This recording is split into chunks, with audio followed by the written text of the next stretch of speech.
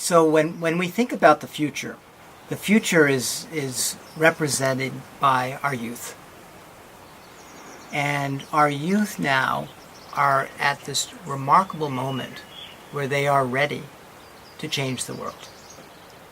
And they have that as their core reason for being, to have the kind of change that can get resourced by those that want to have impact. It can't just be that it's no good, we don't like this, and people will fund it. It doesn't work that way. You have to bring value. And if you have the knowledge of how to bring value that gets the kind of change that is necessary, and that comes out of your deep dream and your passion to make a difference, we each have a unique calling. And those callings, though, need to be put into a form that is architected well enough to take advantage of all the needs, the insoluble problems, if you will, which we call the breathtaking opportunities.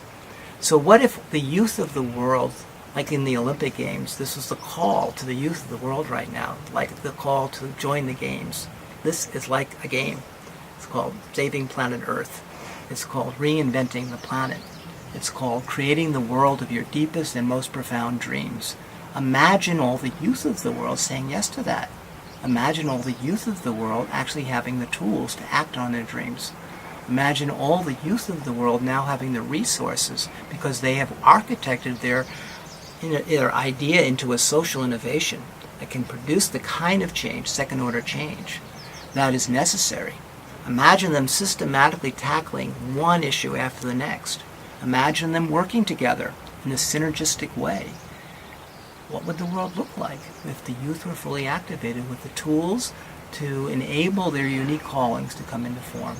We think that is a core part of what the planet needs, and it's fundamentally integrated into the second-order change work we do and the Reinventing the Planet plan. So what if the youth were fully activated? What if the social entrepreneurs of the world were fully activated? What if women who've been living in disenfranchised experiences of the world all over the developing world were fully activated to empower, build the kind of change that's needed from the bottom in their communities and ultimately around their countries? What if the top-down leadership politically was activated to play in this 1.0, 2.0 world? What if the businesses that were now on the planet were now shifting from minimizing the harm they do, corporate social responsibility, to maximizing the good they do, called corporate social engagement? And they were now resourcing all these kinds of social innovations and getting recognized for that by engaging better retention of their employees and more customers and more recognition. What if the philanthropic investments were now being able to differentiate between a first-order change and a second-order change investment? What if the impact investors in the world were asking different questions about ROI, return on investment, based on behavior change at scale, rather than just activities that might get done, or awareness campaigns, or infrastructure projects? All important. However, the criteria that we feel is central for where we need to and how we need to define social change is behavior change at scale, which requires these social innovations and the second-order change knowledge.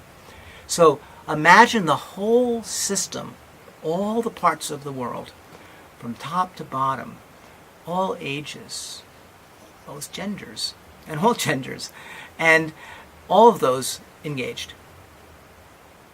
What would it look like if we had galvanized humanity to take on the challenge that we must take on? I think it would be amazing. And that's our design. In fact, it's a design flaw if anyone doesn't see themselves in it, because we need everyone. We need the whole system engaged.